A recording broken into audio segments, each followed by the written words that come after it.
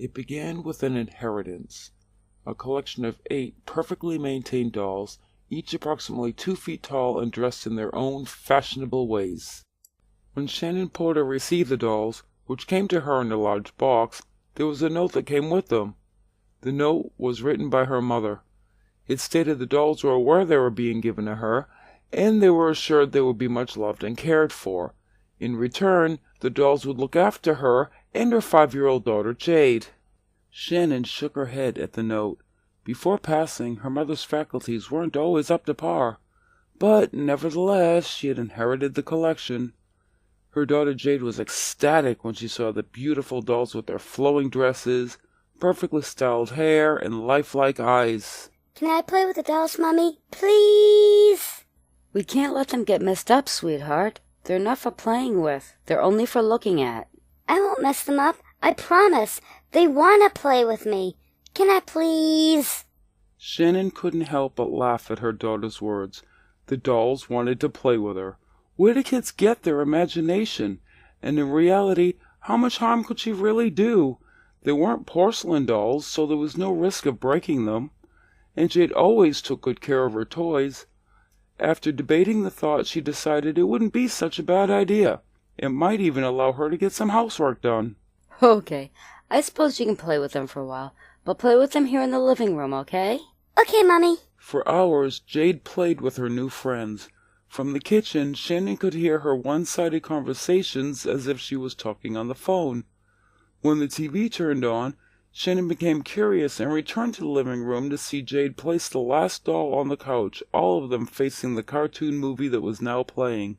Jade, honey, what are you doing? We're watching a movie. Sweetie, the dolls... They're not just dolls, Mommy. They have names. I'm sorry, honey. I didn't know they had names. Can you tell them to me? This one here is Christine, but she says you can call her Chrissy. And this is Pauline. This is Trish. This is Bethany. This is Betty Sue. This one is Lucy. This one is Victoria, but don't call her Vicky because she doesn't like that. And this one's Molly. Those are beautiful names. Little Jade beamed at the dolls. See, I told you Mommy likes you. Don't you, Mommy? Of course I do, sweetheart.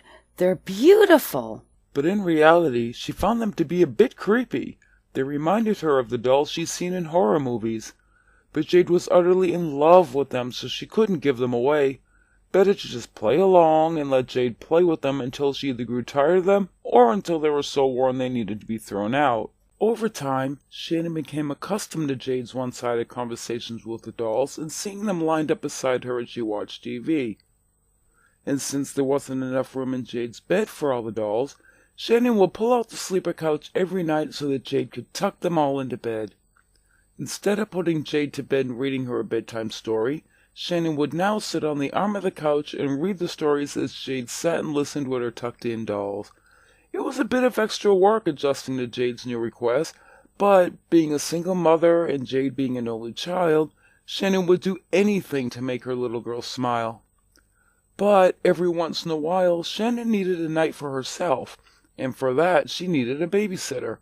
When her usual babysitter was unavailable, she decided to ask Dana, the teenage girl at the end of the street. Jade, Mummy's going out for a while tonight.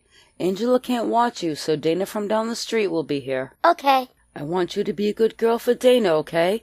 Go to bed when she tells you, and don't forget to brush your teeth. I won't forget. She'll be here in just a few minutes. Your snack is in the refrigerator in the blue container. Is it cookies? Yes, sweetheart, it's your cookies. Yay! There she is.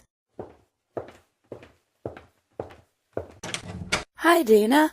Thank you again for watching Jade for me. It's no problem. Really? Okay, her snack is in the fridge. She knows where it is.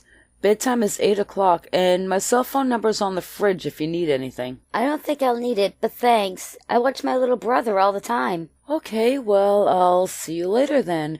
I should be home by 11 at the latest. Don't worry about it. Take your time. It's not like tomorrow's a school night. There's no rush. Have a good time and don't worry about anything. Goodbye, sweetheart. I love you. I love you too, Mommy. Dana made her way to the couch and looked at the dolls. Where did these come from? My Grammy gave them to Mommy. We're watching TV. Dana shuddered. They're creepy. Jade took instant offense, scowling at Dana fiercely. They are not creepy. They're beautiful. And they're my friends. Dana rolled her eyes. Whatever. Dana made her way into the kitchen to do what babysitters do best, raiding the refrigerator. She settled on some cookies found in a blue container and a can of soda, then sat at the table to begin a night of texting. A few moments later, she looked up to see Jade staring at her in heartbroken devastation. You're eating my cookies? They're just cookies, Jade. Get over it. But those are mine. Oh, boo-hoo. Find something else to snack on. With eyes brimmed with tears, Jade went to the refrigerator with the hope of finding another blue container of cookies. But there wasn't one. She closed the door and turned to Dana with a sniffle. Can you get me some cookies from the cupboard? Get 'em yourself. I can't. It's too high for me. Ugh. Fine. Dana went to the cupboards and searched. She finally found the package of cookies and callously tossed them to the counter. There's your stupid cookies. Now go watch TV with your creepy dolls and leave me alone. Jade took 5 cookies from the package, then turned to Dana. Molly doesn't like you. Betty Sue doesn't either. Who the hell are Molly and Betty Sue? The dolls. And you shouldn't say bad words. The dolls don't like me? Oh no, I'm so scared. Go away, brat. Dana returned to her texting as Jade made her way back to the living room. Dana had lifted her head at the sound of Jade talking, complaining that Dana ate her snack cookies, said a bad word, and was being mean. Who was she talking to? Did she call her mother? Dana stood and went into the living room to see Jade sitting on the couch with the dolls, the phone sitting on the charger. Who are you talking to? My friends. Pauline says you need to be nice or else. Really? Or else what? Or else they'll be mean to you. You're threatening me with your dolls? Are you serious? Victoria says you better be careful. Dana stood in front of the couch. With a single swing of her hand, she sent each and every doll to the floor and watched as Jade scrambled to rescue them. Are you guys okay? Are you hurt? I told you she was mean. She paused as if she was interrupted and then just stood there, listening, occasionally glancing at Dana. Then she bent down and gently lifted a doll as if picking up a baby. She studied the doll thoughtfully, then turned to her highly annoyed babysitter. I'm going upstairs to my room.